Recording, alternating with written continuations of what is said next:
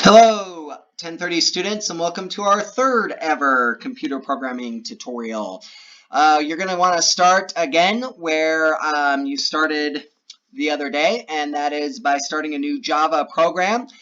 So clicking New REPL and choosing Java. And this time, name it. I bet you'll never guess what I'm going to have to have you name it. Your name. And participation 3. My guess is you guessed that if you've been following along. Participation 3. Your assignment this week will be assignment 2. It should look exactly like that. So PRT 3. Create the REPL. While the REPL is creating, we have a couple things we need to go over. One is when you send me your programs, the very first thing I am going to do is hit the play button.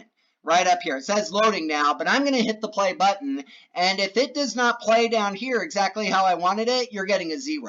The reason for this is because I want you to imagine that you'd spend $150 on a brand new Office program, which is about what they run really. Or let's say you spent $60 on a video game, which is a computer program. Let's say you put that video game in your console and you turned it on and you just got a bunch of errors. It just printed off a bunch of errors. You're going to want your money back.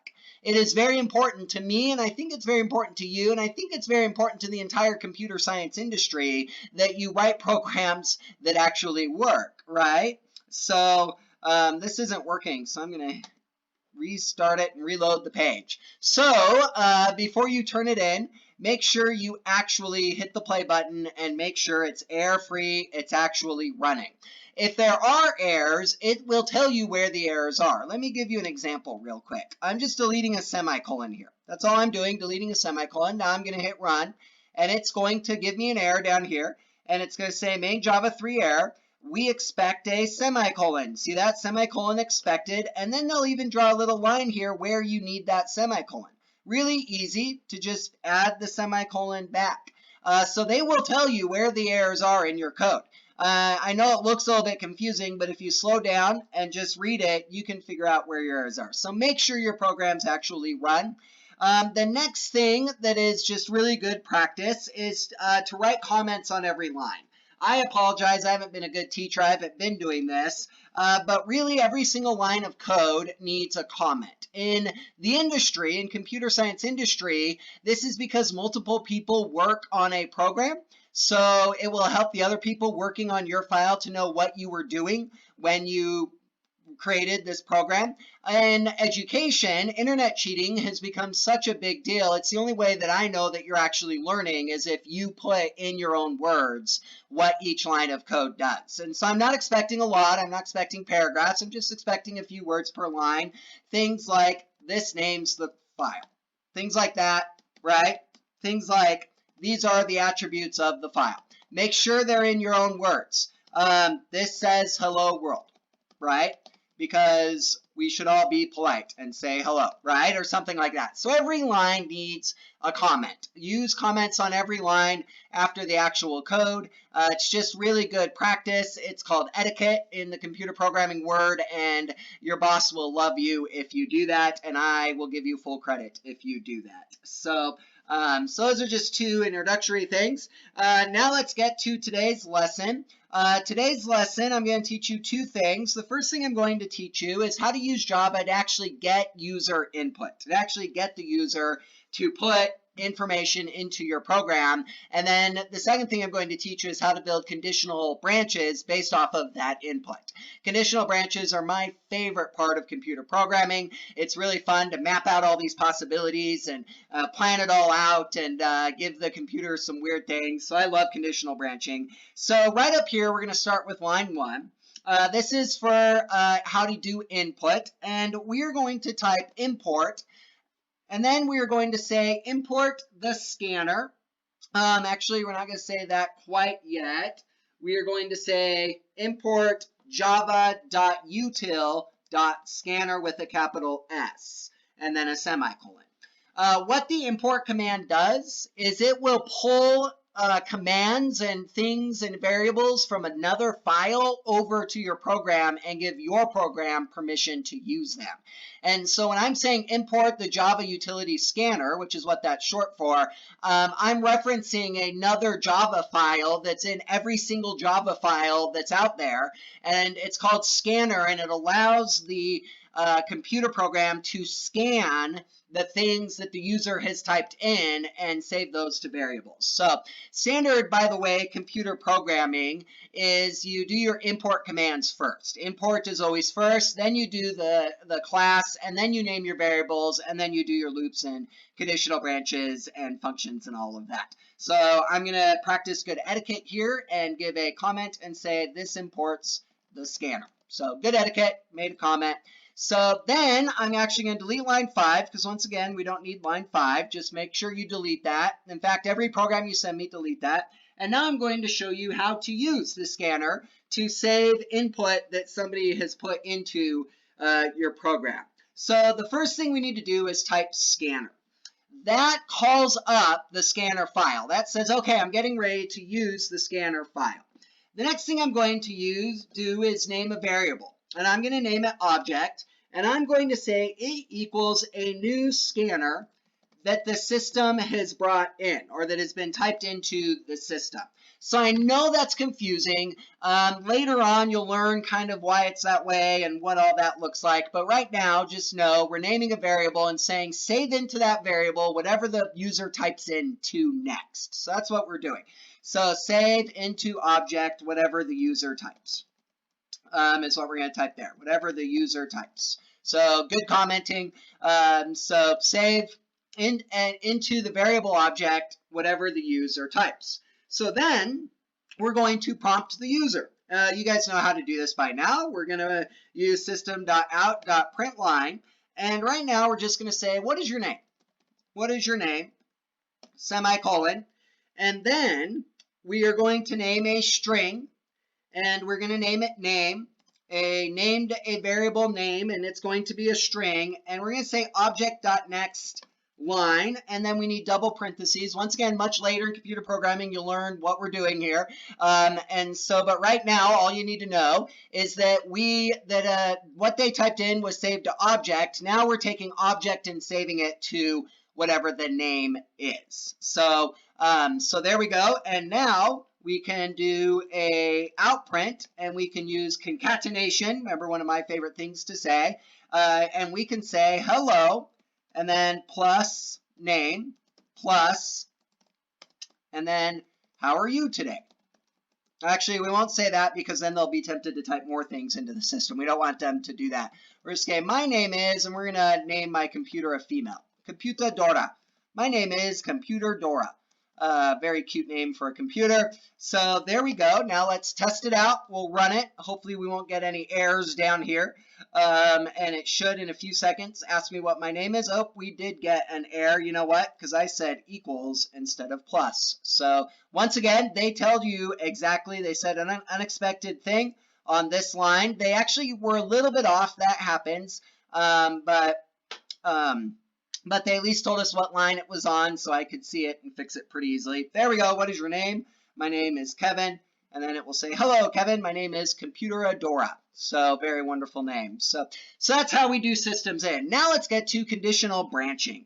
Conditional branching is getting the computer to look at a piece of information and do different things based off of different types of information that's there. And so conditional branch is simple as saying if it's sunny outside, close the window or open the window. If it's rainy outside, close the window. That's conditional branching. It's just if and then or else. So that's the only two commands you need to know is if or else. So let's start by using the scanner again, and we're going to make a program that the user can type in, and we're going to say system.out.println.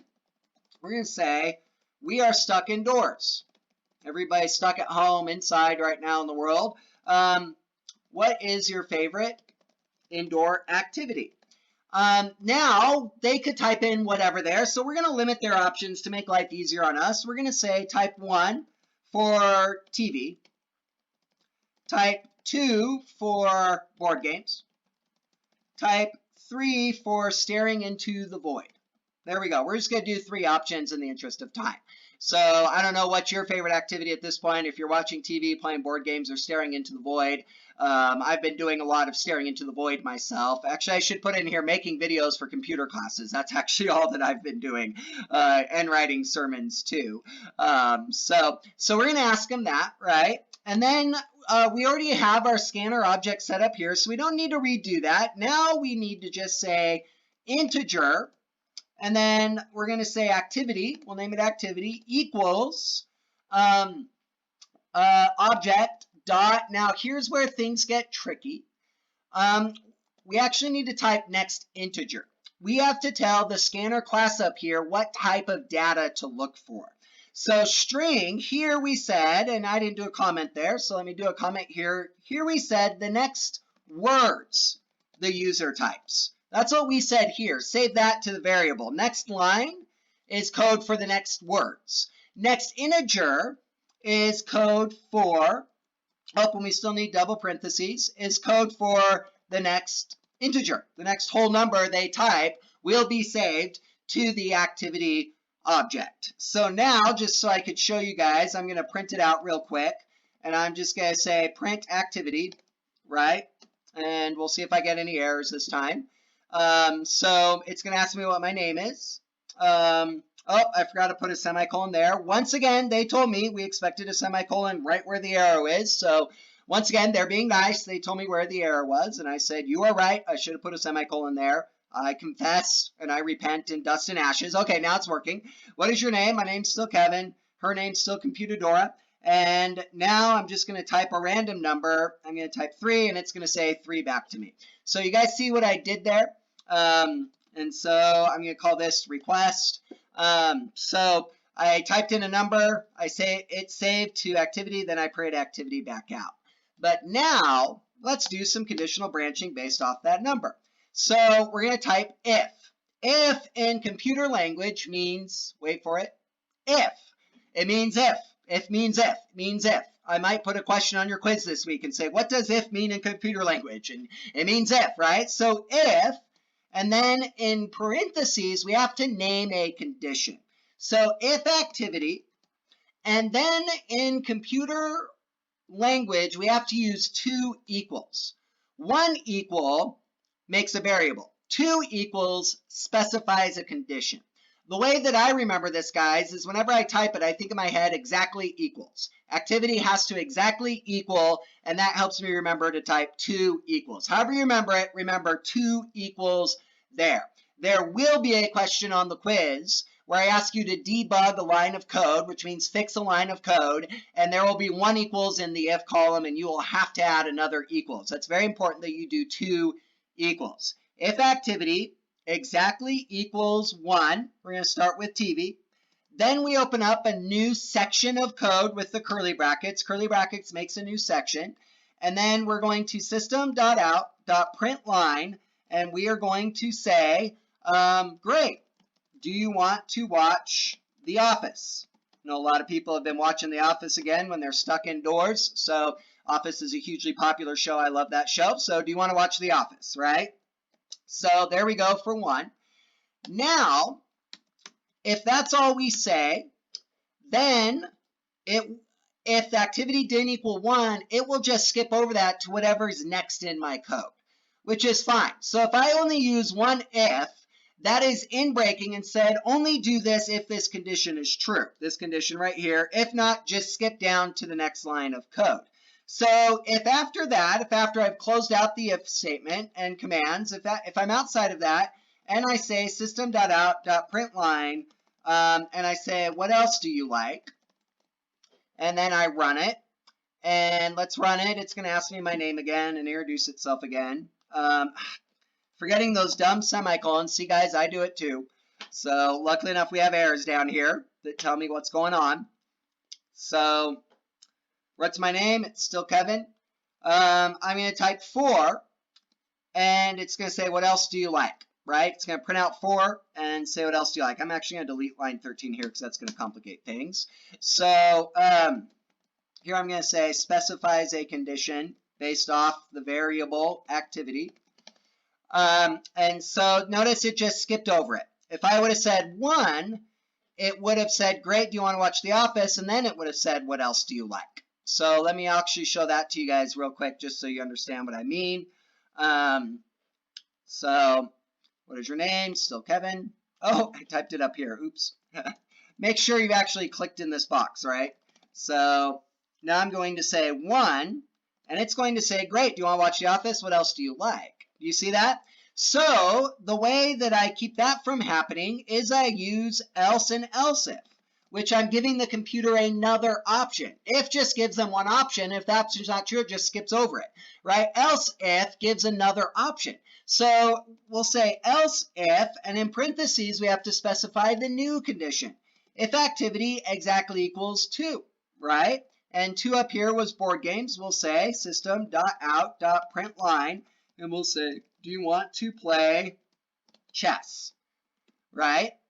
Semicolon. And then we can do else ifs for as long as we want. And then we close out that section. See how that closes out that section, and begin a new else if, and say if activity equals 3, I'm going to say system.out.println. I'm going to say that's unique, but you do you, right? You do you. Go stare into the void by yourself. You're boring, whatever. Else if. So now we have 3 conditions. If activity equals 1, if it doesn't equal 1, then look and see if it equals 2. And if it doesn't equal 2, look and see if it equals 3. But what do we do now? Right? We have our 1, 2, 3, but what do we do if they type 8, which they could have done? Nothing limited them from typing 8. So what happens there? What if they typed 343? What if they typed 2,100,000, right? So then we'll just create an else. An else means that just if they didn't type 1, 2, or 3, then whatever else they typed, if it was a 0, if it was a negative number, if it was words, we'll give another way. And in this time, I'm going to just give them an error message and say, please type 1, 2, or 3. So if they should type anything else in, we'll say type 1, 2, or 3. So now when we run it, it's going to ask me for my name again. And this time I'm going to change my name to Troy. Now I'm Troy. She's still Computer Adora. I'm going to say 3 just for fun. And she's going to say, that's unique, but you know, you do you, right? And then the program stopped running. This right here terminates the program. I could create a loop and go back up, but that's for you guys. If you guys figure that out, I might throw some extra credit your way, but we're not going to do that today. We did loops last week. So this time my name is Yeller. She's going to say, hello, Yeller, and I'm going to type 67, and she's going to tell me that I'm wrong. She's going to say, error, type 1, 2, or 3. And at that point, as I said, I could create a loop and loop it all the way back up here, but that's a little bit hard to do. So those are conditional branches. They're pretty easy. The main things you want to look out for is these brackets that bracket off the code. And then you want to make sure that you have 2 equal signs. So you want to make sure you have that. And then you want to make sure it's in parentheses, and don't forget your semicolons. Easiest thing to forget, as I think I've illustrated. Don't forget your comments too. So once you have completed this tutorial, send me your file. Make sure it runs. Don't send me a program that doesn't run. Learn to fix your mistakes. So, and make sure you have comments at least on every section, if not every line. I want your own words there. That's way more important for the actual assignment. So if you have questions, email me. It was my joy last week to work with a couple of you guys and figure this out with you and help you debug your programs and get it to work better. Some of you have said this is hard, but it's worthwhile, and I would agree computer programming's hard, but nothing worth doing is easy, right? So yeah. So good luck, guys. Let me know if you need help. And until next time, I'm your computer science teacher still. See you guys next time.